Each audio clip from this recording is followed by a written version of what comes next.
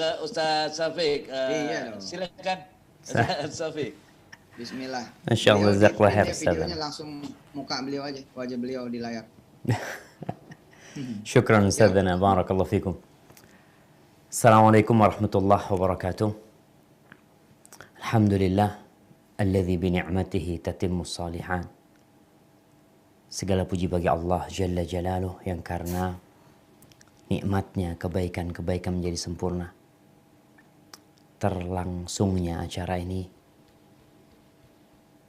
itu semua karena kemuliaan Allah dan kebaikannya kepada kita. Maka tidak hal yang lebih pantas untuk kita lakukan kecuali terus memuja dan memuji Allah Jalla Jalaluh. Lahul hamd wa lahul syukr. Wa subhanallah. Tapi ternyata sedikit dari hamba-hamba Allah yang bersyukur. Allah sendiri sudah menetapkan, mengatakan wa qalilun min ibadiyas syakur. Sedikit dari hambaku yang pandai bersyukur. Kebanyakan kita hanya pandai berbicara. Mungkin lisannya bergerak memuji Allah. Mungkin lisannya membaca asma Allah. Tapi entah hati dan raganya apakah ikut memuja dan memuji Allah. Maka kalau kita melihat kenapa Rasul Sallallahu Alaihi Wasallam beliau sholat sampai bengkak kakinya. Pada suatu malam beliau minta izin sama Aisyah mengatakan, ya Aisyah, kalau engkau izinkan aku ingin bermunajat kepada Rabbku. Suami minta izin sama istrinya. Karena waktu itu memang haknya Aisyah malam itu. Tapi Nabi ingin berjumpa sama Allah Azza wa Jalla. Kata Aisyah radhiyallahu ta'ala anha, ya Rasulullah, inni uhibbu qurbak. Wahai Rasul, aku ingin dekat dengan engkau. Walakinni uhibbu ma tuhibbuhu. Tapi aku cinta dengan apa yang kau cintai. Kalau engkau ingin bermunajat, tafadhol. Nabi malam itu sholat, menangis. Air matanya membasahi pipinya. Membasahi jenggotnya. Membasahi pangkuannya. Membasahi tanah yang di hadapan Nabi alaihi salatu wassalam. Terus beliau menangis. Sampai ketika waktu subuh tiba Bilal datang. Dia heran melihat Nabi alaihissalatu wassalam dalam kondisi seperti itu. Ya Rasulullah. Dia bilang, ya Rasulullah. Kenapa engkau melakukan ini? Wa qad ghafarallahu laka ma taqaddama min dzambika wa ma ta'akhkhar. Padahal Allah sudah selesai urusanmu. Udah diampuni dosa-dosamu yang lalu dan yang akan datang. Lalu apa kata Nabi alaihissalatu wassalam? Afala akun abdan syakura.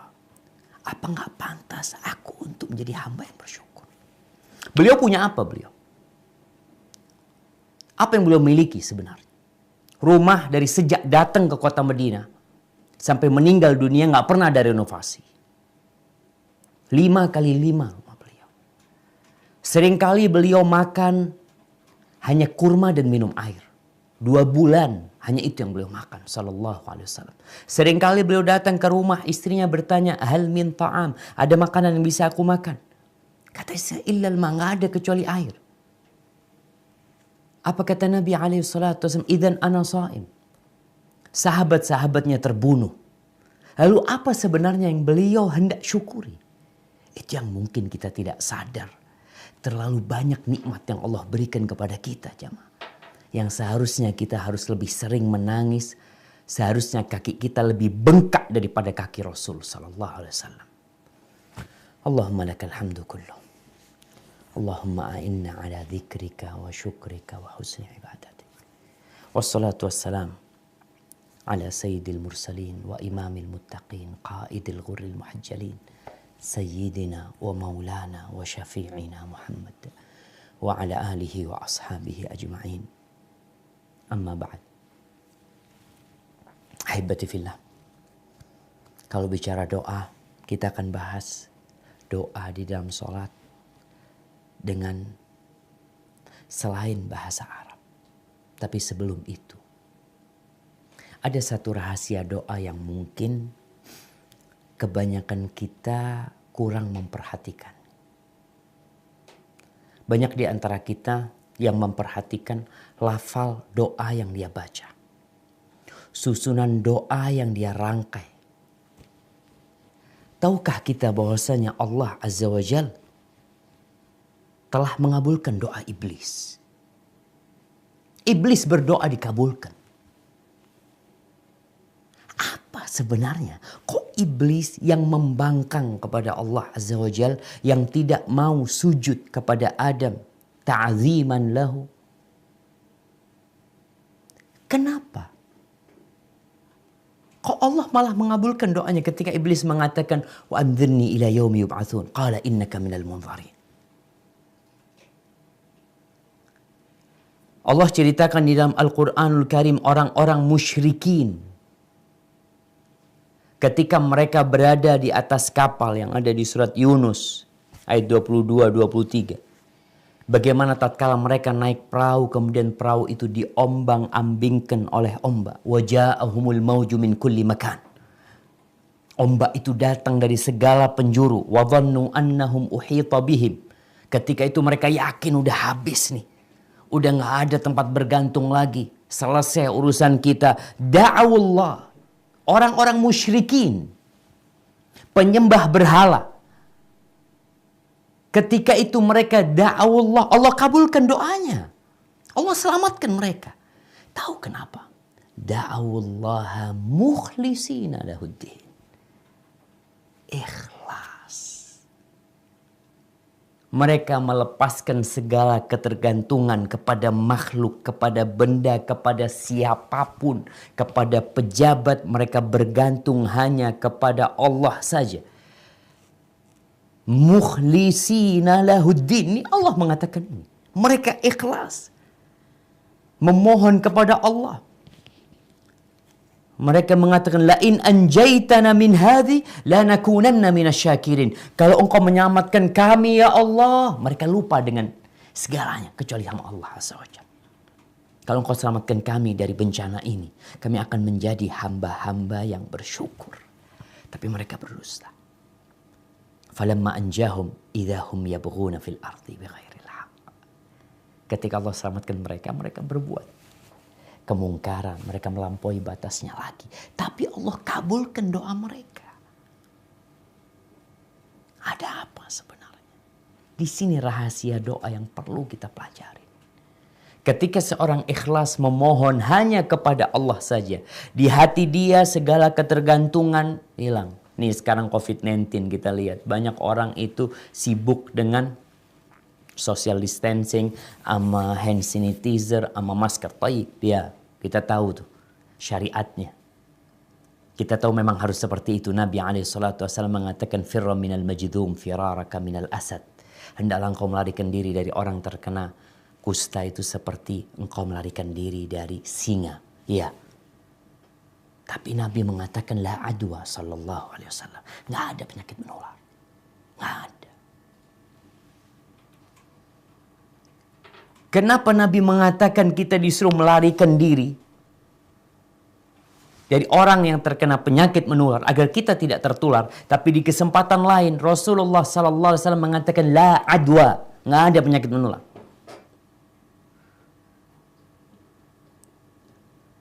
Karena Nabi SAW ingin mendidik kita bahwasanya engkau harus tahu yang menyebabkan penyakit itu menular adalah Allah Rabbul Alamin. Sehingga engkau seharusnya takut sama Allah. Ingat sebabnya kita jalanin. Tapi jangan sampai engkau bergantung kepada sebab, sibuk dengan menjaga kebersihan diri, kebersihan tangannya, wajahnya, mulutnya, tapi tidak menjaga kebersihan hati. Kita bisa melihat ada orang positif COVID-19. Satu keluarga nggak ada yang kena kecuali dia. Kenapa seperti itu? Karena yang memindahkan penyakit pada hakikatnya adalah Rabbul Jadi kalau bicara doa, maka hendaklah kita tuh ikhlas ketika berdoa. Hanya berharap kepada Allah, percaya yang bisa menyelamatkan kita itu bukan yang namanya masker. Iya, kita pakai masker. Kita sering-sering cuci tangan. Tapi jangan lupa ketika engkau mencuci tanganmu, hatimu ikut dicuci. Jangan lupa tatkala engkau menutup mulutmu dengan masker, engkau kunci mulutmu dari ucapan-ucapan dusta, ucapan-ucapan palsu. Allah Azza wa Jal mengatakan ud'uni astajib lakum. Mintalah kepada aku, pasti aku kabulkan. Tapi gimana cara berdoa sama Allah? Kadangkala kita salah berdoa. Kita nggak belajar bagaimana berdoa. Ada adabnya, ada etikanya. Panjang tuh kalau bicara tersebut. Tapi kalau bicara doa di dalam sholat. Ternyata Nabi SAW menyuruh para sahabat ketika sujud untuk banyak berdoa. Wa idza sajadtum fa'akthiru fihi minad du'a. Faqaminun ayyustajaba lahu. Kalau kalian sedang sujud, banyakin doa. Karena ada harapan besar doa dikabulkan waktu itu.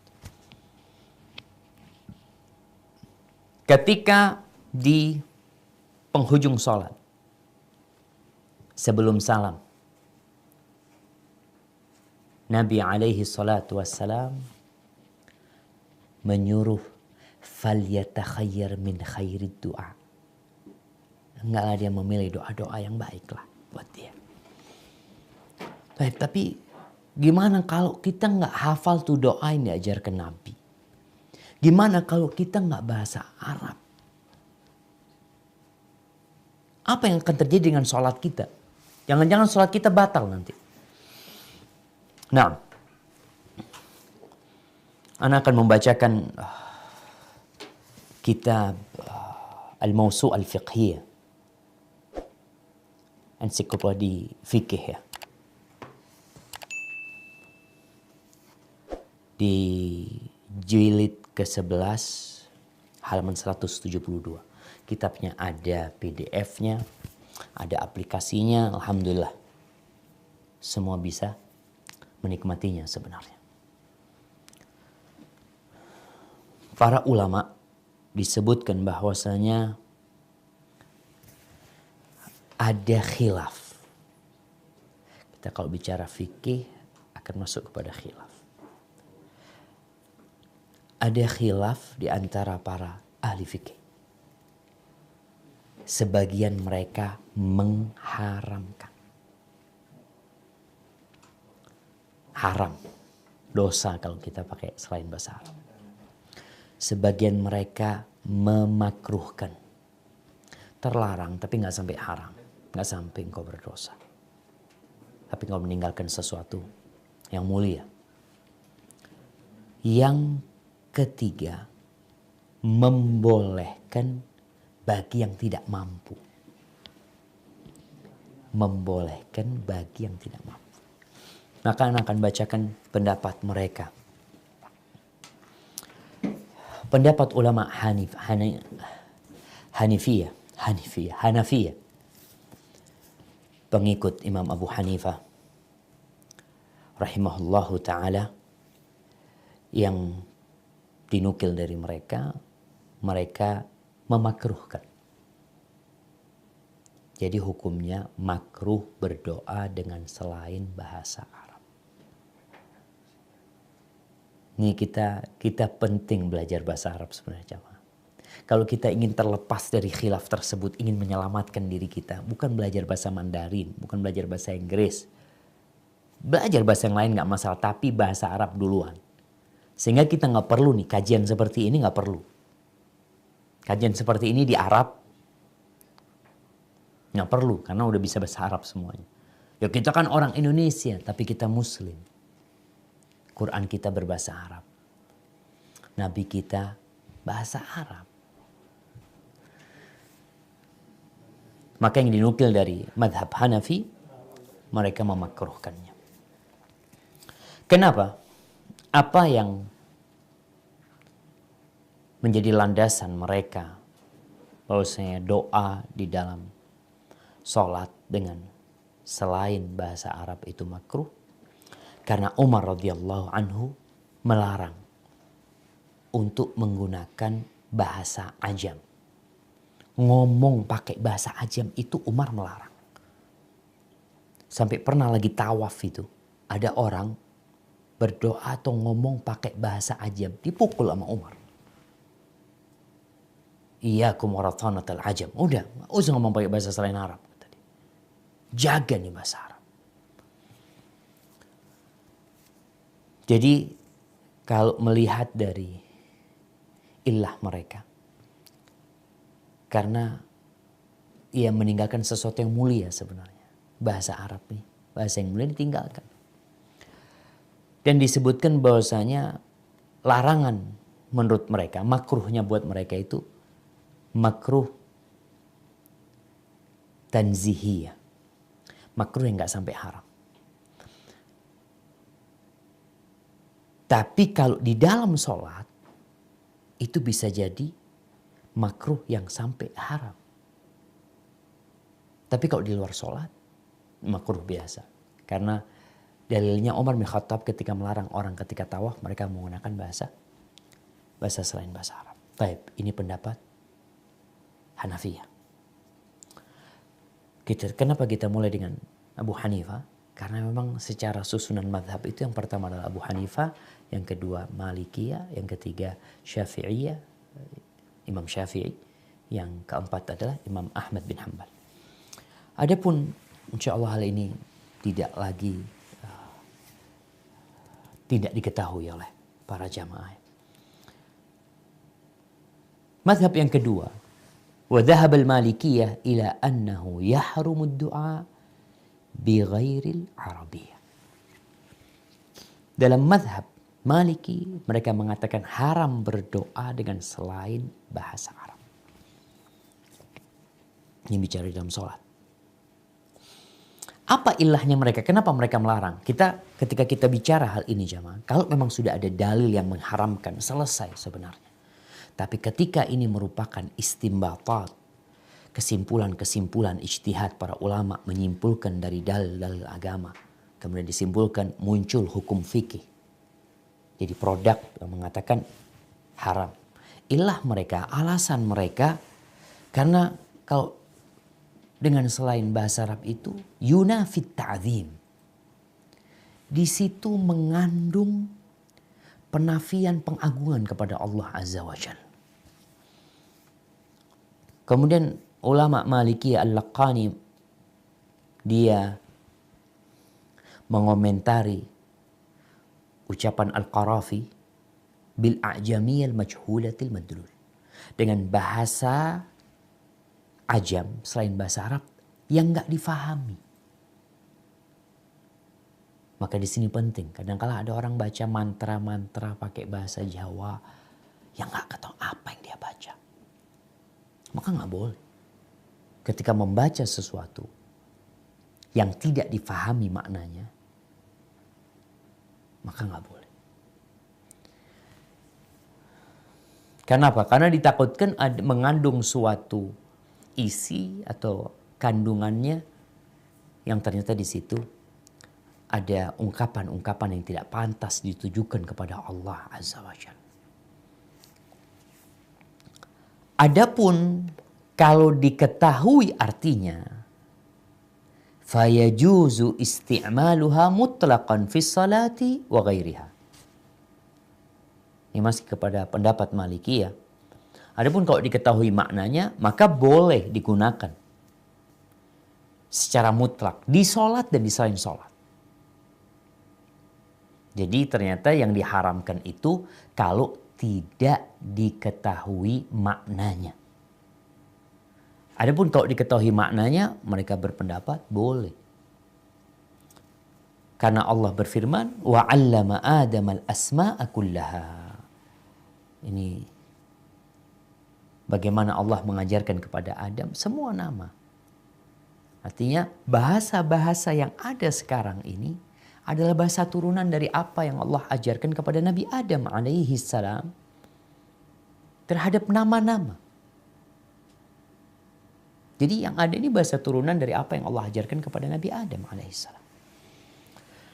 Dan Allah berfirman, "Wa ma arsalna min rasulin illa bilisani qaumih." Dan tidaklah kami mengutus seorang utusan, seorang rasul melainkan dengan lisan kaumnya. Nanti sesuai dengan bahasa kaumnya. Nabi Musa alaihissalam nggak bahasa Arab, bahasa Ibrani. Nabi Isa juga. Nabi Ibrahim wallahu a'lam apa bahasa Syriania. Kemudian kita tahu sendiri di Mesir apa bahasa Mesir sebenarnya. Sebelum Bani Israel datang ke Mesir, apa bahasa yang digunakan di sana? Kemudian Nabi Lut dan nabi-nabi yang lainnya, mereka punya bahasa sesuai dengan bahasa kaumnya. Allah tidak mengutus seorang utusan melainkan dengan bahasa kaumnya. Ini apa yang ditegaskan oleh Dasuki tentang alasan mereka. Akhirnya yang terlarang itu yang tidak diketahui maknanya. Jadi kalau kita dikasih amalan, kemudian kita nggak tahu artinya, kita baca, maka nggak boleh kita membacanya sampai kita memahami apa makna dari tulisan atau amalan yang diberikan kepada kita. Taib. Kita di Indonesia madhabnya Syafi'i. Syafi'i ini sebenarnya keras ya, subhanallah ya. Karena kalau nih khutbah Jumat, kenapa di Indonesia masih ada masjid-masjid yang khutbah Jumat bahasa Arab? Ana itu paling senang kalau masuk masjid yang khutbah bahasa Arab. Karena biasanya nggak lama. Kenapa nggak lama? Karena yang ceramah itu nggak bisa bahasa Arab. Dia cuma baca doang. Karena menurut fadhahab Syafi'iyah fil asah minal madhab, pendapat Syafi'iyah, pendapat yang paling benar dalam madhab Syafi'i, annahu yushtarat an takuna bil Arabiyah. Khutbah itu harus bahasa Arab. Ini pendapat yang paling benar dalam madhab Syafi'i. Fa in lam yakun thamma man yuhsinul Arabiyyah, kalau ternyata di kampung tersebut, di negeri tersebut nggak ada yang bisa bahasa Arab, walam yumkin ta'allumuha, dan nggak mungkin mempelajarinya, khutiba bi ghairiha atau khataba bi ghairiha, maka orang itu ceramah dengan selain bahasa Arab. Fa in qaddat muddatu imkanit ta'allum. Kalau ternyata waktu belajar sudah habis, artinya nggak mungkin mereka belajar sekarang. Mereka perlu waktu untuk belajar bahasa Arab. Oke, waktunya mamanya 6 bulan. Oke, belajar 6 bulan. Setelah 6 bulan, ini waktu yang memungkinkan orang bahasa Arab. Walam yata'allamu asau kulluhum wala jum'ata lahum. Mereka semua telah melakukan kemaksiatan. Dan nggak ada Jumat buat mereka lagi. Subhanallah. Ini pendapat Syafi'iyah dalam urusan Jumat. Makanya kita jangan heran tatkala kita masuk masjid yang khutbah bahasa Arab. Karena memang menurut pendapat yang lebih roji di dalam madhab Syafi'i, yang lebih asoh, yang lebih sohi, itu bahasa Arab. Terus gimana? Nggak paham, makanya makmumnya belajar bahasa Arab. Baik, kembali kepada doa di dalam sholat dengan selain bahasa Arab. Ulama Syafi'iyah memiliki pendapat yang terperinci. Mereka membagi. Yang pertama, faqalu ad-du'a fi shalah imma an yakuna ma'thuran aw ghairu ma'thur. Ingat, doa yang dibaca ketika sholat itu ada dua. Ada doa yang sesuai dengan sunnah Nabi SAW. Artinya doa ini memang diajarkan Nabi SAW. Ada doa yang tidak diajarkan Nabi. Doa yang dibuat sendiri. Amma ad-du'a'ul ma'thur fafihi thalathatu awjuh. Adapun doa yang dari Nabi SAW boleh nggak dibaca dengan bahasa Indonesia? Maka dalam masalah doa yang diajarkan Nabi kemudian dibaca dengan selain bahasa Arab, itu ada 3 pendapat. Jadi umpamanya doa Rabbana atina fid dunya hasanah wa fil akhirati hasanah wa qina adzaban nar. Boleh nggak dibaca pakai bahasa Indonesia? Anak kurang mantep Ustaz kalau pakai bahasa Arab. Maka ada 3 pendapat di sini. Yang pertama, as-sahhuha, ini yang paling benar. Wa yuwafiquhu ma dhahaba ilaihi al-Hanabila, dan ini sesuai dengan madhab Hambali. Annahu yajuzu bi ghairi al-arabiyyah lil ajizi anha. Bahwasanya boleh membaca doa yang diajarkan oleh Nabi alaihi salatu wassalam dengan selain bahasa Arab, itu diperbolehkan untuk orang yang tidak mampu untuk membacanya dalam bahasa Arab. Ini pendapat Syafi'i yang paling benar dalam masalah doa yang ma'thur dari Nabi alaihi salatu wassalam. Wala yajuzu lil qadir. Dan tidak boleh orang yang bisa bahasa Arab kemudian dia menerjemahkan bacaan sholatnya atau doa dalam sholat yang diajarkan Nabi SAW. Umpamanya di akhir sholat Nabi SAW mengajarkan doa, Allahumma inni a'udzubika min adzabil qabr wa min adzabi jahannam wa min fitnatil mahya wal mamat wa min syarri fitnatil masihid dajjal.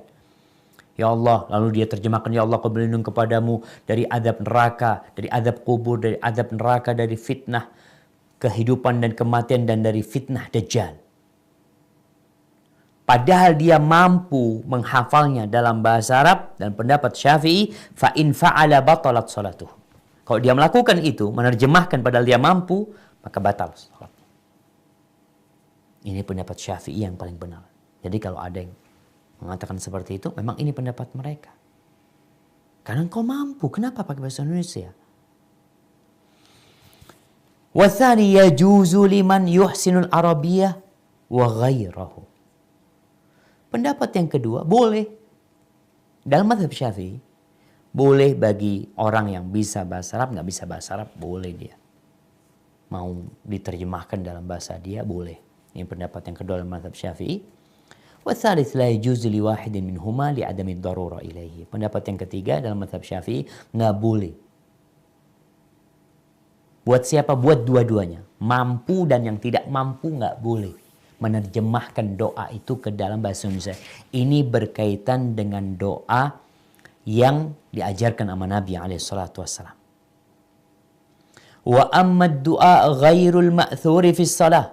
Adapun doa, bolehkah kita sekarang membaca doa dengan sesuatu yang tidak diajarkan Nabi SAW?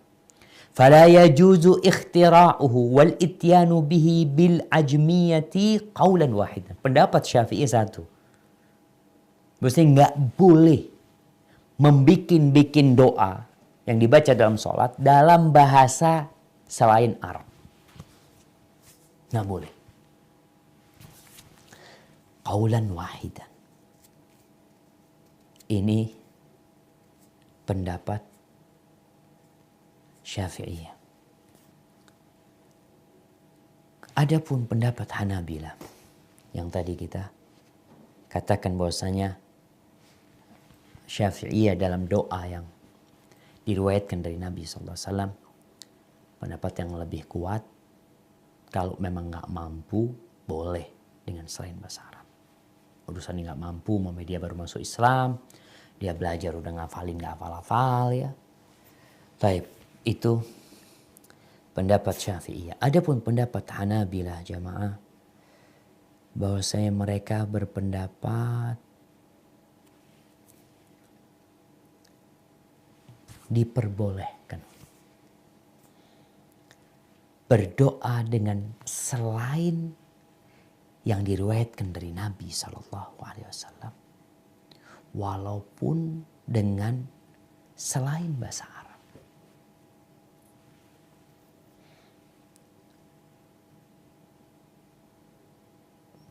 Selama isi doanya, kandungan doanya itu baik, tidak mengandung dosa, tidak mengandung pemutusan silaturahim. Akan tetapi, tetap kita harus tahu bahwasanya doa yang ma'thur itu lebih baik.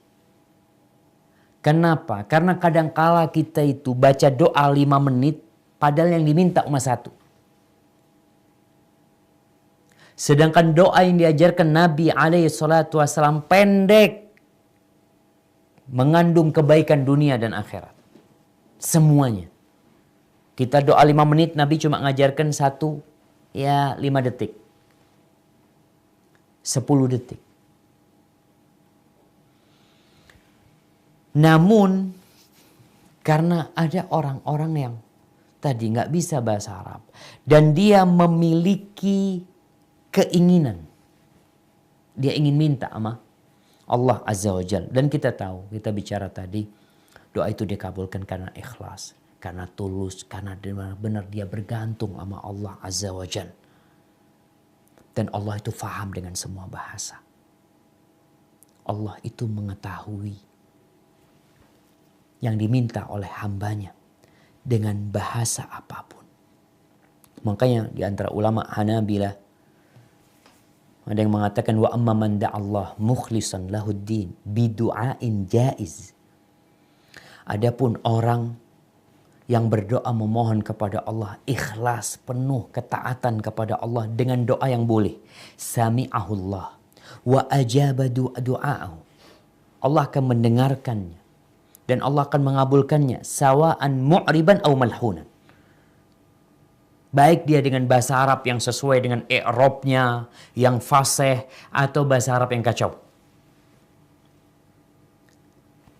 Bahkan disebutkan seorang berdoa itu, kalau memang dia tidak biasa dengan, dalam doanya itu dia tidak biasa dengan i'rab ya, dengan bahasa Arab yang fasih, maka kalau kiranya dia menggunakan bahasa Arab yang fasih itu dalam berdoa, menghilangkan kekhusyuan dia dalam memohon, ya udah pakai bahasa dia, bahasamu sudah. Karena asal doa itu adalah hati. Lisan ini ikut. Karena memang kita suruh minta, suruh panggil Allah Azza wa Jalla. Ada orang yang sibuk memperhatikan kata-katanya, tapi lupa dengan hatinya, akhirnya nggak dikabulkan sama Allah Azza wa Jalla.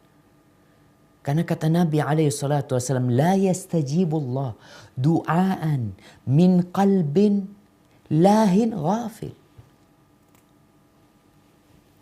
Allah itu tidak mengabulkan doa yang muncul dari hati yang lalai, yang gak hadir hatinya. Maka mereka menyebutkan bahwasanya doa yajuzu bil arabiyyah wa bi ghairil arabiyyah, dan doa itu diperbolehkan dengan bahasa Arab atau dengan selain bahasa Arab. Apa dalil mereka? Sekarang sandarannya apa? Karena memang kalau kita lihat tidak ada dalil yang tegas mengatakan harus berbahasa Arab. Cuma memang Nabi SAW karena beliau dari Arab, lisannya mereka orang-orang Arab, bahasa Arab, maka semua doanya dengan bahasa Arab. Mereka berpendapat bahwasanya boleh berdoa dengan selain yang diriwayatkan dari Nabi SAW di dalam sholat. Karena sabda Nabi SAW, thumma yatakhayyar minal mas'alati ma syaa. Ini ketika tasyahud. Hendaklah dia memilih dari permohonan terserah dia. Dalam lafaz lainnya dikatakan thumma yatakhayyar minad du'ai a'jabahu ilaihi fayad'u. Kemudian hendaklah dia memilih dari doa yang menakjubkan dia, kemudian dia berdoa dengan doa tersebut. Maka jamaah rahimakumullah, itu pendapat para ulama berkaitan dengan bolehkah kita berdoa di dalam sholat kita dengan selain bahasa Arab. Orang India pakai bahasa India. Anda lihat pendapat mungkin yang lebih kuat di antara semua itu adalah yang membolehkan bagi yang tidak mampu. Maka berusahalah untuk jadi orang yang mampu. Kenapa? Karena muslim itu yang kuat lebih baik dan lebih dicintai Allah daripada mukmin yang lemah. Kata Nabi SAW, al-mu'minul qawi khairun wa ahabbu ila Allah minal mu'minil dhaif. seorang mukmin yang kuat. Kuat imannya. Yang pertama. Kuat ilmunya.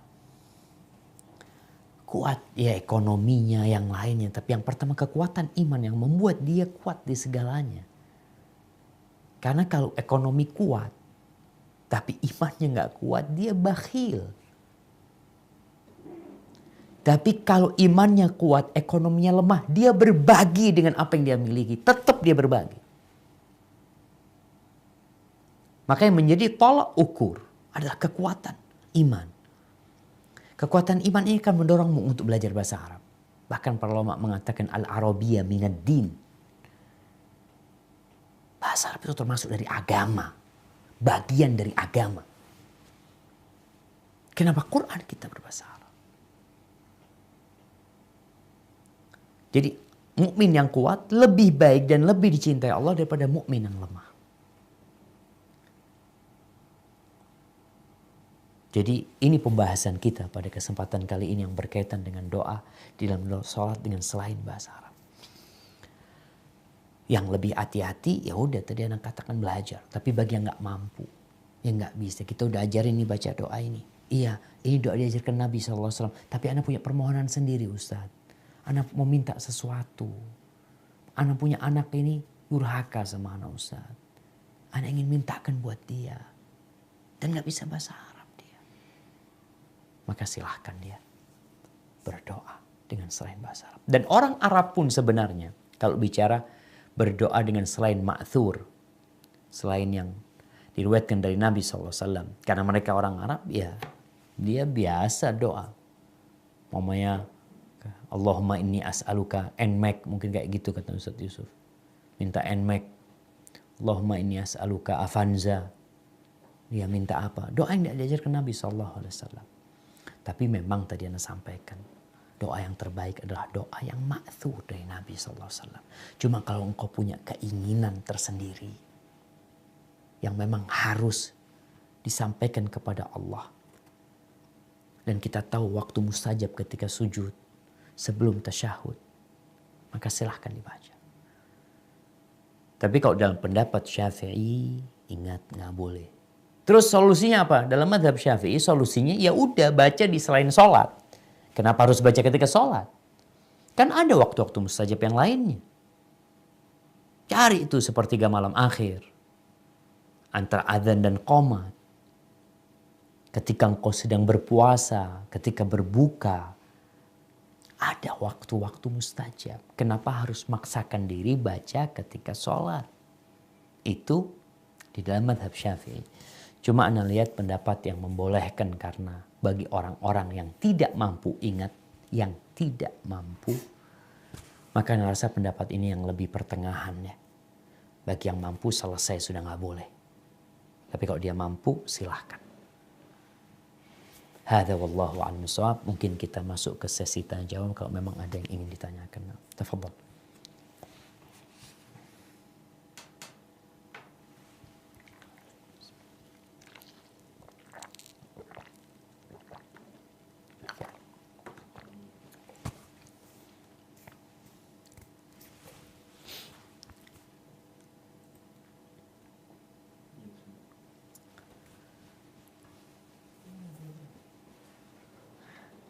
Baik, alhamdulillahirrahmanirrahim.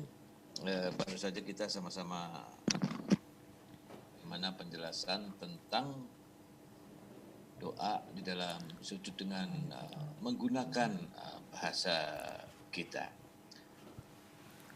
Baik, jika ada yang ingin bertanya silahkan langsung di unmute barangkali sambil kita menunggu juga guru kita yang lain. Ada Ustaz Yusuf Mansur belum masuk atau sudah masuk ini? Saya belum bisa kontrol. Baik, kita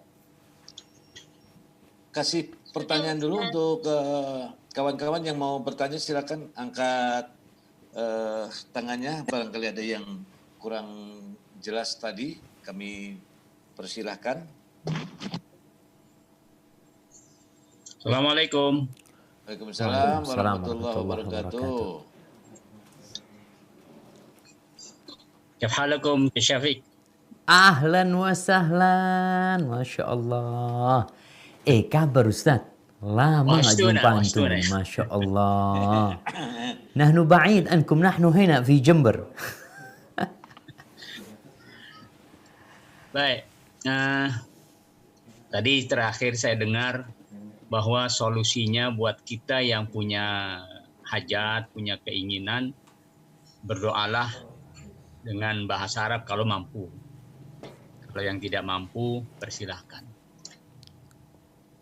Saya pikir keluarga Daku ini terbilang mampu. Sehingga tidak ada kesempatan buat berdoa dengan bahasa Indonesia. Maka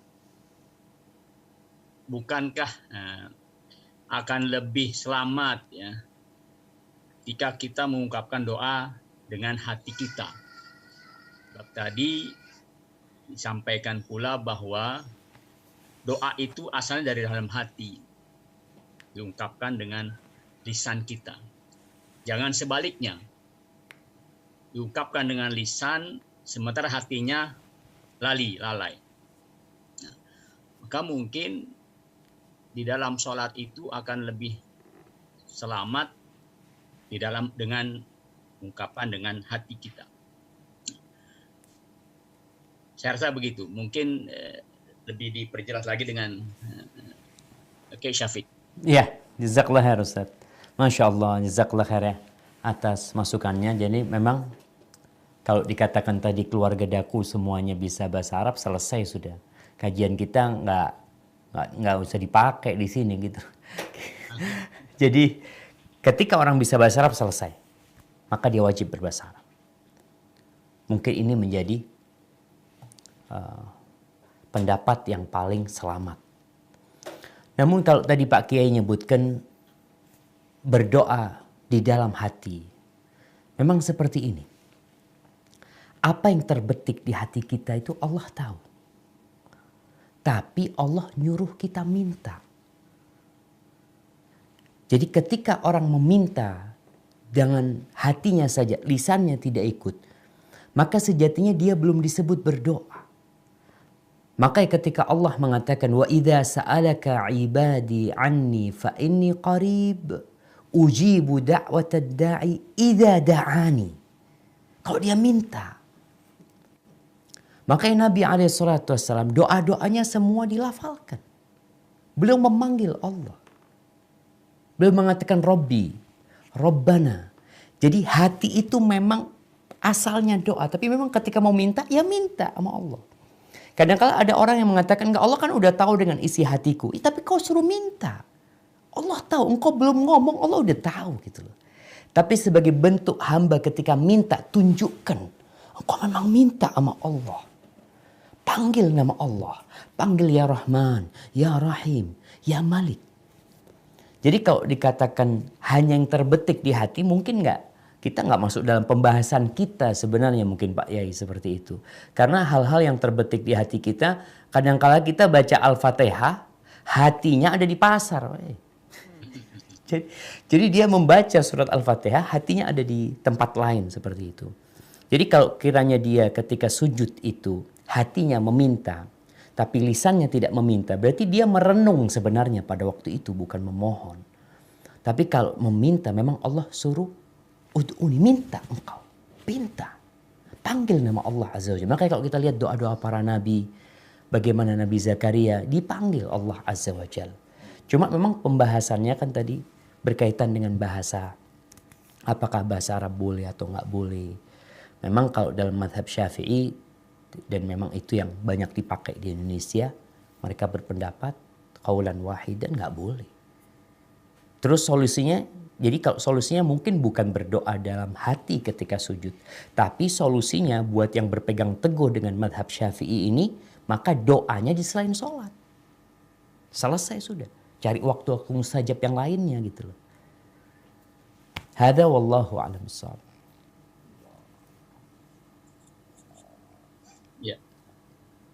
Ya silakan Wi, yang lain kalau ada yang mau nanya Wi. Baik, alhamdulillah baru saja nih Kiai Kosasi sudah mempertanyakan sebetulnya banyak yang mesti ditanyakan. Barangkali silakan untuk kawan-kawannya yang lain yang mengikuti kuliah wisatahati.com ataupun kawan-kawan dari keluarga besar Darul Quran. Silakan untuk Ustaz Jamil. Nah, ya Jamil. Salam. Sheikhna, Doktor, Masya Allah. Masya Allah. كيف حالك أستاذ جميل؟ عساك Alhamdulillah, بخير. Taibin. Masya Taibin, Masya Allah. Allah. Ini yang ikut bukan hanya keluarga besar pesantren, tapi juga kawan-kawan kuliah online. Jadi yang punya latar belakang macam-macam lah. Mungkin tadi Kiai ngelihat ada beberapa teman-teman pesantren ya. Ini yang ikut lumayan banyak ini, Ustaz. 539 sampai saat ini, alhamdulillah. Masya Allah. Masya Allah. Ada pertanyaan, titipan pertanyaan dari istri. Oh, dari nyonya. Dari nyonya.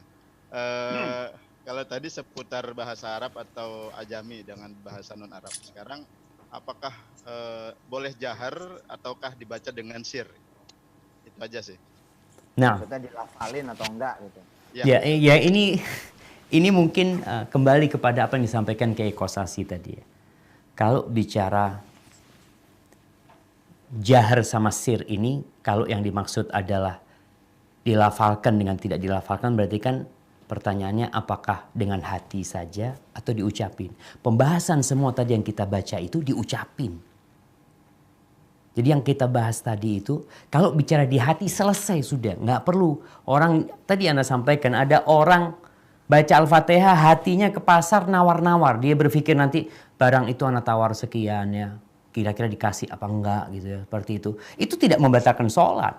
Walaupun dia mamanya ketika membaca Al-Fatihah itu hatinya di pasar gitu. Itu tidak membatalkan sholat. Jadi yang dibicarakan oleh mereka ini adalah ketika doa itu dilafalkan.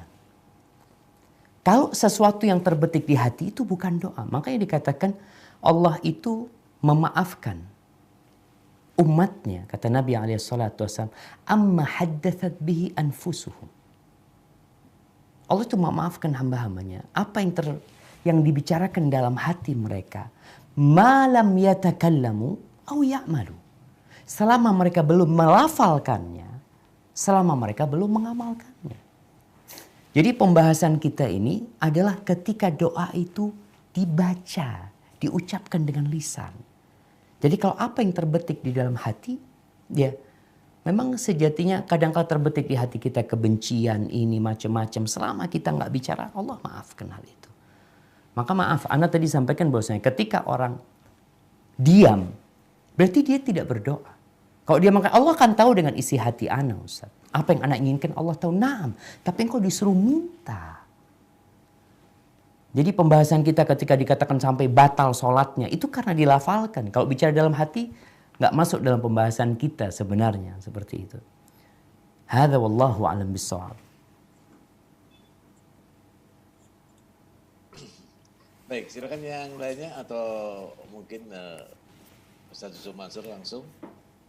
Saya itu masih kangen sama Ustadz Syafiq ya. Iya, saya kangen makan di atas. Masya Allah. Nggak ada umroh sekarang ini, Ustaz. Bener di Bukit Madinah itu. Masya Allah. Madinah ya Allah, nampak Jabal Uhud ya Allah. Barak. Melihat lampunya Nabawi, Allah. Masya Allah. Kayaknya udah habis tuh tempat, Ustaz. Udah gak ada. Jadi perumahan kayaknya udah. Masa sih? Aduh, jangan-jangan Agung Sedayo Ciputra masuk situ. Ayo teman-teman manfaatin kesempatan. Allah mustaqim. Mau yang insya Allah marrah thaniya Ustazana. Lazim tazur ma'had. Nahnu ba'id ankum huna. Wa kuruna masya Allah. Baik, silakan untuk kawan-kawan yang lain, barangkali dari kawan-kawan yang biasa belajar di kuliahwisatahati.com, kami persilahkan. Jangan malu-malu, ini kesempatan yang sungguh luar biasa ya. Ada Ibu Siti Khadijah itu. Raise hand. Dari Salen Nurdin, di Karawang, boleh tanya. Mangga, Salam Nurdin, silakan. Ya, langsung. Terhormat Ustaz Syafiq dan Asatid yang dimuliakan Allah Subhanahu wa taala semua. tadi disampaikan sekilas sumber bahwasannya tidak mesti harus waktu sholat, ada beberapa waktu mustajab gitu ya. Cuma ada sedikit fenomena yang diantaranya saya pernah hidup di Medan sekitar 13 tahun. Jadi ada hal yang unik yang saya perhatikan. Mungkin di beberapa daerah juga. Setelah maghrib di Medan itu di beberapa tempat tidak memberikan jeda untuk untuk berdoa setelah azan maghrib, tapi langsung di koma. Tapi di beberapa tempat seperti di Jawa Barat itu langsung ada waktu untuk berdoa.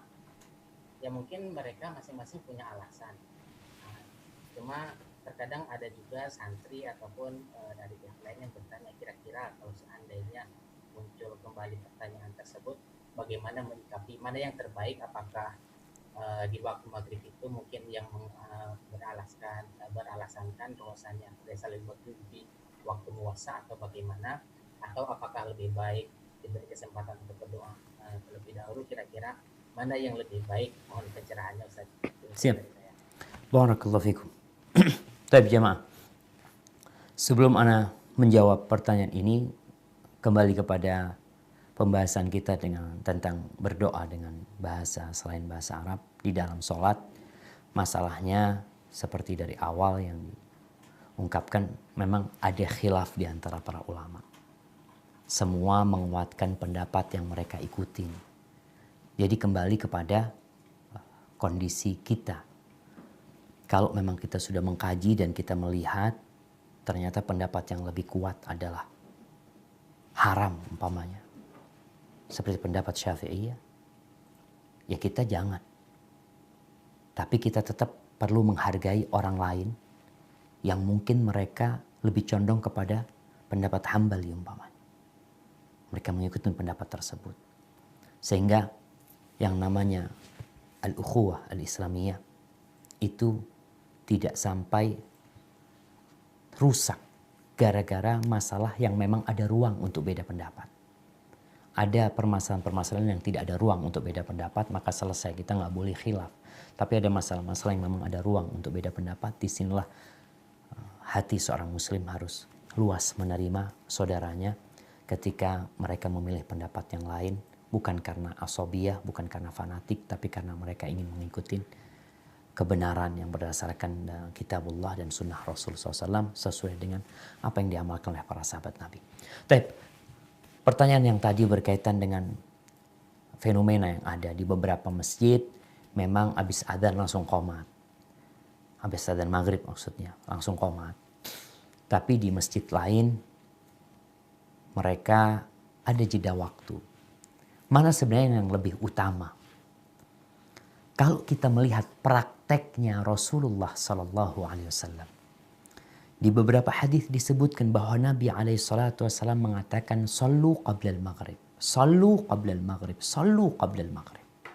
Salatlah sebelum maghrib, salatlah sebelum maghrib, salatlah sebelum maghrib. Liman sya, bagi yang mau.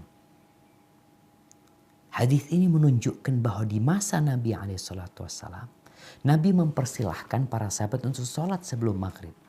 Yang namanya sebelum maghrib adalah sebelum pelaksanaan sholat maghrib, tapi setelah tenggelamnya matahari, setelah masuknya waktu maghrib. Sampai diriwayatkan di Masjid Nabawi itu sebelum maghrib, itu para sahabat banyak yang sholat. Mereka cari tiang-tiang, mereka cari sutroh, mereka pada sholat sebelum maghrib. Maka ini menunjukkan bahwasanya waktu sholat maghrib itu berakhir dengan masuknya waktu isya. Insya Allah hal ini dimaklumi oleh semuanya. Artinya waktu maghrib itu kapan berakhir? Ketika masuk waktu isya. Sebelum masuk waktu isya, masih waktunya maghrib. Namun jangan sampai kemudian kita memberikan jeda yang panjang sehingga memasuki waktu isya. Kalau kita lihat di beberapa masjid di bulan Ramadan, Masya Allah. Masjid-masjid yang sebelumnya nggak ngasih waktu, tapi kalau di bulan Ramadan mereka ngasih waktu. Karena untuk berbuka. Jadi apa alasannya ketika dia berpendapat waktunya nggak muasa sehingga dia langsung sholat, seharusnya di bulan Ramadan pun langsung dia sholat. Tapi ternyata di beberapa masjid mereka kasih waktu untuk berbuka. Dan waktu berbuka itu mungkin 4-5 menit di sebagian masjid ya. Ada yang mungkin 7 menit, ada yang 10 menit. Maka ana lihat untuk memberikan kesempatan melaksanakan beberapa sunnah yang memang bisa dikerjakan. Seperti sholat sebelum maghrib yang tidak masuk rawatib yang muakkada, yang bisa dikerjakan oleh orang.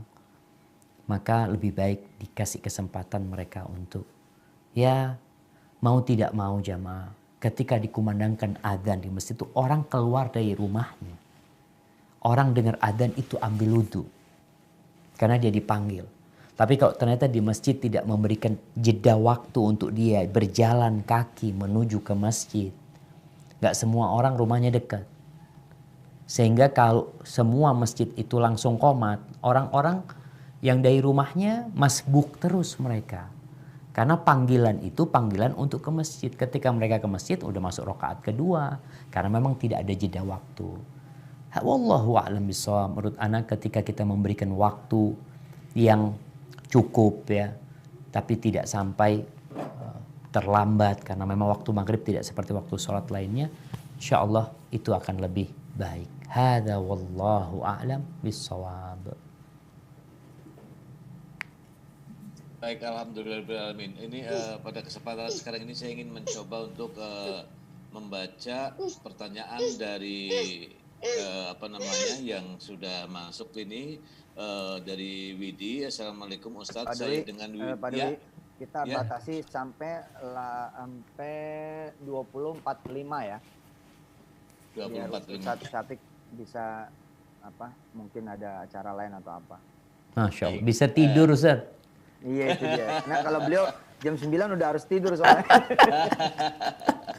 Baik, Ya, ini monggo. pertanyaannya adalah apakah hukumnya jika kita berdoa dalam sujud terakhir dan kita menangis dalam doa tersebut? Apakah batal sholatnya Ustaz? Nah, barakallahu fikum. Ya. Ini berkaitan dengan doa dalam sujud terakhir. Perlu difahami bahwasanya Nabi SAW ketika mengatakan wa idza sajadtum fa'aktsiru fihi minad du'a. Ketika kalian sujud, banyakin doa. Itu tidak khusus sujud terakhir. Karena Nabi mengatakan konteksnya kalau sedang kalian sujud di sholat itu, wa idza raka'tum fa'azzimu fihi rabb. Ketika ruku kalian agungkan Allah Azza wa Jal. Ketika kalian sujud perbanyak doa di sana. Ini bukan berkaitan dengan sujud terakhir saja. Terus berkaitan dengan semua sujud kita. Makanya kalau kita melihat sholatnya Rasul Sallallahu Alaihi Wasallam. Bagaimana beliau sholat? Ketika sujudnya itu hampir sama-sama berdirinya. Berdirinya baca Al-Baqarah beliau alaihi salatu wassalam. Panjang kali sujud beliau. Ini rakaat pertama. Yang disebutkan dalam hadis Hudzaifah atau hadis Anas bin Malik. Hadis Abdullah bin Abbas. Tentang bagaimana sujudnya Nabi alaihi salatu wassalam di rakaat pertama. Itu udah panjang sujudnya. Jadi ketika berdoa di dalam sujud, kemudian menangis, tapi tidak sampai menangis yang keluar suara-suara yang keras seperti itu, nggak ada masalah. Nabi SAW menangis. Sampai tadi dalam hadis yang awal kita sampaikan, bagaimana beliau menangis sampai membasahi jenggotnya, membasahi tempat sujudnya, tempat sholatnya Nabi SAW itu basah dengan air matanya. Yang penting ketika nangis tidak sampai teriak-teriak, lupa kalau sedang sholat. Engkau sedang sholat, engkau sedang dalam posisi sujud. Terus menangis memohon kepada Allah Azza wa Jalla. Nabi SAW ketika sholat pun beliau menangis. Abu Bakar Siddiq radhiyallahu anhu menangis ketika sholat. Maka sejatinya nggak masalah selama tidak mengeluarkan suara-suara yang bisa membatalkan sholatnya atau suara-suara yang di luar sholat sebenarnya bacaan sholat, maka silakan kalau membaca doa menangis, tapi ingat bukan khusus di sujud terakhir. tapi di semua sujud. Namun memang ada orang yang mengkhususkan. Ketika dia mengkhususkan, akhirnya dia ini menyempitkan yang luas. Kenapa? Dalam sholat maghrib itu ada 6 sujud. Engkau bikin 1 aja berdoa. Padahal ada kesempatan 6 kali sujud engkau berdoa, tapi engkau bikin cuma sekali berdoa. Sehingga ajaran Nabi ini begitu luasnya. Maka jangan sampai kita menyempitkan apa yang diluaskan oleh Rasul Sallallahu Alaihi Wasallam. Berdoalah dalam semua sujud kita. Hada wallahu a'lam bishawab. Nah. Baik, Alhamdulillah, ini memang pertanyaan banyak sekali ini yang ada di yang di sini. Apakah ya Ibu Siti Hadijah mau bertanya tadi katanya? Oke. Iya, Ustadz.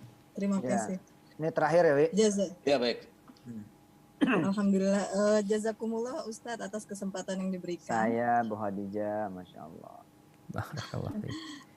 Pertanyaan saya mungkin agak sedikit awam Ustadz. Mungkin berkaitan dengan doa, tapi misalnya begini Ustadz, di sini di Indonesia kita kan banyak memakai mazhab Syafi'i. Kebetulan juga mungkin saya termasuk yang mengamalkan mazhab Syafi'i. Nah, ketika kita ke Mekah melakukan ibadah umroh, maka misalnya bersentuhan saja itu tidak apa-apa gitu, tidak harus mengambil wudhu seperti itu.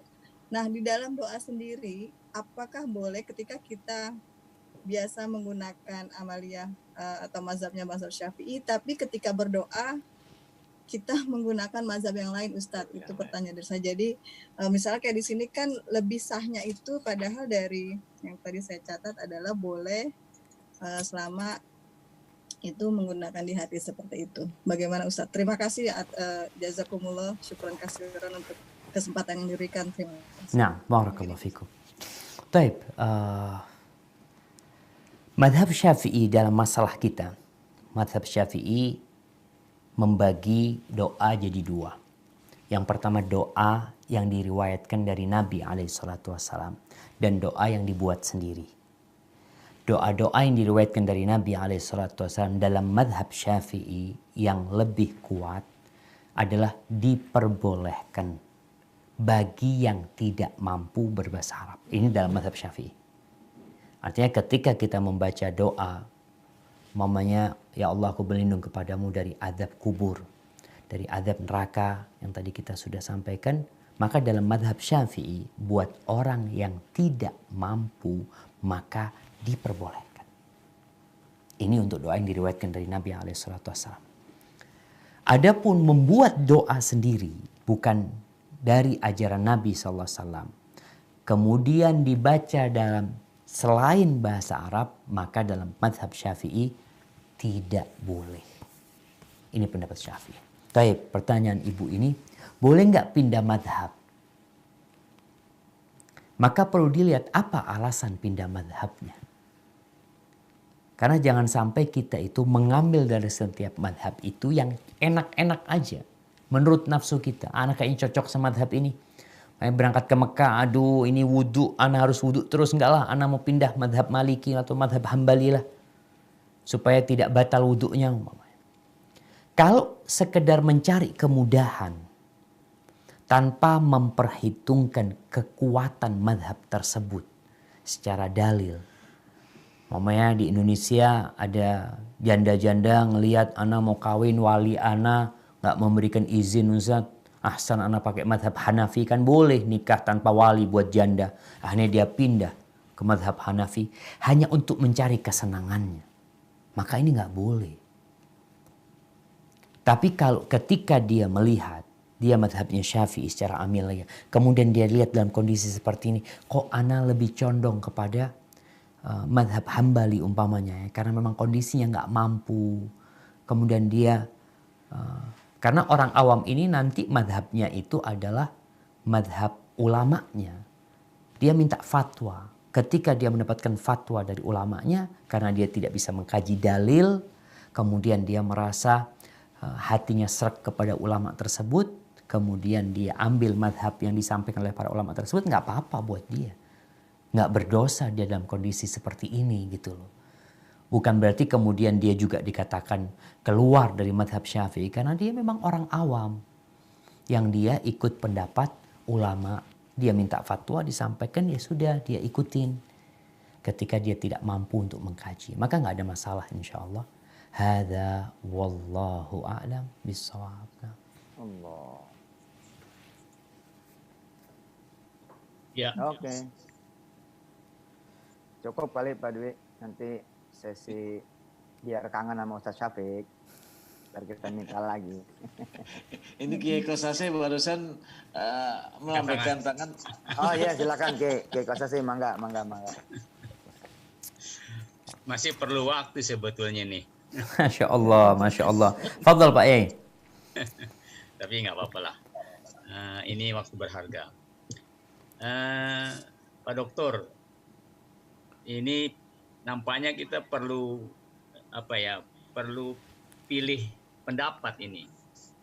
Kalau tadi kan sudah disampaikan ini pendapat Imam Syafi'i, ini pendapat Imam Hanafi. Barangkali kami perlu kira-kira nih yang mana ya yang patut kita lakukan, kita jalankan. Ingin dapat pilihan lah dari Pak Dokter ini. Nah, barakallahu fikum. Ya, kalau bicara pendapat ana, setelah ana mengkaji ya, ana melihat kondisi umat manusia yang tidak semuanya bisa bahasa Arab. Yang pertama, mereka hendaklah belajar bahasa Arab. Artinya tetap seorang muslim itu dianjurkan untuk belajar bahasa Arab. Tunjukkan semangat dia untuk mengkaji agamanya. Untuk berbicara dengan bahasa yang nabinya Shallallahu Alaihi Wasallam berbicara dengan bahasa tersebut. Yang Jibril alaihissalam membawa kalamullah kepada Nabi dengan berbahasa Arab. Dan disampaikan oleh Nabi alaihissalam kepada umat manusia dalam bahasa Arab. Sehingga kita lihat Mesir yang awalnya negara Egypt, negaranya Fir'aun pada waktu itu. Kemudian dikuasain oleh Muqawqis, oleh Romawi. Jadi negeri Arab, berbahasa Arab mereka kemudian. Kemudian Maroko menjadi bahasa Arab. Sudan berbahasa Arab. Aljazair berbahasa Arab. Itu negeri-negeri Afrika, mereka berbahasa Arab gitu. Bagaimana kepedulian mereka dengan bahasa Arab. Ini mendorong kita untuk belajar bahasa Arab. Tapi kalau memang ada orang yang tidak mampu berbahasa Arab. Jadi kalau di Indonesia alhamdulillah banyak orang bisa ngaji. Banyak orang menghafal doa-doa Nabi SAW dalam bahasa Arab sehingga dia bisa membacanya dalam bahasa Arab. Tapi kalau memang ada orang yang tidak mampu berbahasa Arab dan dia punya keinginan, dia memiliki keinginan yang dia nggak tahu harus dengan bahasa Arab. Tadi kita sampaikan kalau dirakit bahasa Arab akhirnya dia juga nggak paham, dia sekedar mengulangi ucapan kata-kata yang dia tidak memahaminya sehingga tidak ada kekhusyuan pada diri dia. Maka anda lihat bagi orang yang tidak mampu. Tafadhol. Setelah dia berusaha, kemudian dia tidak mampu, anda rasa kita persilahkan dia untuk meminta, memohon kepada Allah Azza wa Jalla dalam bahasa dia. Dengan catatan, dia tidak mampu. Yang mampu, bahasa Arab. Apa gunanya belajar bahasa Arab? Karena ana sedih. Terus terang ana ini sedih sekali. Lulusan Timur Tengah itu banyak. Lulusan pesantren di Indonesia itu banyak. Tapi kenapa bahasa Arab tidak menjadi bahasa kedua di Indonesia ini? Kenapa ana melihat di pesawat itu ada koran bahasa Mandarin. Tapi nggak ada koran bahasa Arab. Karena banyak orang-orang yang lulus dari Timur Tengah. Di rumahnya nggak bahasa Arab. Di rumahnya. Dia belajar bahasa Arab 6 tahun di pesantren. Kuliah 4 tahun bahasa Arab. Sampai Indonesia menikah, punya keluarga. Kenapa anaknya nggak diajar bahasa Arab? Diajak ngomong bahasa Arab. Diajak ngomong. Kita lihat tuh orang-orang yang lulusan Inggris ya. Anaknya diajak bahasa Arab sama dia. Bahasa Inggris, afwan. Yang Cina diajak bahasa Mandarin, bisa bahasa Mandarin. Dan subhanallah anak-anak itu jamaah. Ketika umur di bawah 5 tahun. Itu secara penelitian dikatakan mereka bisa menguasai 10 bahasa tanpa kesulitan. Asalkan bukan dengan dipelajari, bukan, dengan didengarkan. Makanya anak punya teman-teman di Medina itu anak-anak yang dari Bosnia, anaknya bisa bahasa Arab, bahasa Inggris, bahasa Bosnia, bahasa macam-macam. Subhanallah. Jadi ketika ada orang yang ngomong kepada dia dengan bahasa Bosnia, langsung berubah jadi bahasa. Ngomong bahasa Arab langsung jadi bahasa Arab. Ngomong bahasa Inggris langsung jadi bahasa Inggris. Kenapa? Karena orang tuanya membiasakan. Ingat bahasa Arab itu termasuk agama kita. Maka harapan anak, apa yang kita kaji ini, apalagi yang madhab Syafi'i ini seharusnya lebih takut lagi dia. Dia harus benar-benar bisa bahasa Arab. Dan negeri kita alhamdulillah madhabnya Syafi'i. Sehingga khutbah Jumat nanti bahasa Arab karena semuanya bisa bahasa Arab. Tapi kalau sekarang khutbahnya bahasa Arab, orang pulang nggak ngerti apa-apa jemaah. Nggak dapat apa-apa dia akhirnya. Hadza wallahu a'lam bishawab ya. Jadi pendapat ana yang mungkin pendapat itu salah. Afwan. Ana melihat pendapat yang mengatakan bagi yang tidak mampu berbahasa Arab boleh dengan bahasa selain bahasa Arab. Ana lihat pendapat ini lebih kuat. Kenapa? Karena Allah mengatakan fattaqullaha mastata'tum. Bertakwalah kepada Allah sesuai dengan kemampuan kalian. La yukallifullahu nafsan illa wus'aha. Allah tidak membebani hambanya kecuali sesuai dengan kemampuan dia. Sampai sebagian ulama berpendapat kalau ada orang yang zikirnya nggak bisa bahasa Arab. Karena dia dari orang ajam sampai dia baca subhanallah walhamdulillah mau kesulitan dalam bahasa tersebut. Kalau tidak mampu mau gimana lagi? Jadi kondisinya orang yang tidak mampu. Kalau masih mampu belajar. Hadza wallahu a'lam. Mungkin seperti itu Pak Kiai. Itu pendapat ana dan tapi ana sudah menyampaikan, silahkan yang bisa mengkaji yang mungkin mengikuti pendapat ulamanya ya silahkan diikutin. Kemudian dijalankan, yang penting tetap menjaga hati untuk saling menghormati dan menghargai. Hadza wallahu a'lam bishawab. Alhamdulillah. Jamil masih ngangkat tangan aja deh. Belum puas beliau. Ya oke, masih 3 menit. Gak ada puasnya ilmu ya. 3 menit mudah-mudahan bermanfaat. Amin. Amin. Ini sih pertanyaan umum ya dari jamaah kita. Ustaz, boleh gak berdoa minta dunia sama Allah? Di mana? Di sujud atau di luar? Ketika sujud, Kiai. Nah, Oke. iya. Jadi subhanallah ya, Allah itu menyuruh kita berdoa. Ud'uni astajib lakum. Mintalah kepada aku, pasti aku kabulkan. Dan ternyata manusia itu terbagi menjadi 2. Sebagaimana disebutkan di surat Al-Baqarah, Allah mengatakan, "Faminan nas may yaqulu rabbana atina fid dunya wa ma lahum fil akhirati min khalaq." Ada orang-orang yang doanya hanya minta dunia. Hanya dunia yang dia minta. Maka di akhirat dia nggak dapat apa-apa. Wa minhum man yaqulu rabbana atina fid dunya hasanah wa fil akhirati hasanah wa qina adzabannar. Tapi ada di antara mereka yang permintaannya itu minta kebaikan dunia, minta kebaikan di akhirat dan minta dijauhkan dari api neraka. Kalau bicara ketika orang sujud, apa yang diminta? Bebas yang dia minta. Tapi jangan minta dunia saja. Karena dunia ini terlalu kecil. Tapi kita perlu minta. Kenapa? Nabi SAW minta. Sampai kita disuruh minta memperbaiki sandal kita. Sandal kita rusak, mau kita perbaikin. Minta tolong sama Allah Azza wa Jalla. Jadi ketika sujud, minta masalihad dunya wal akhirah. Jangan hanya minta kemaslahatan dunia saja.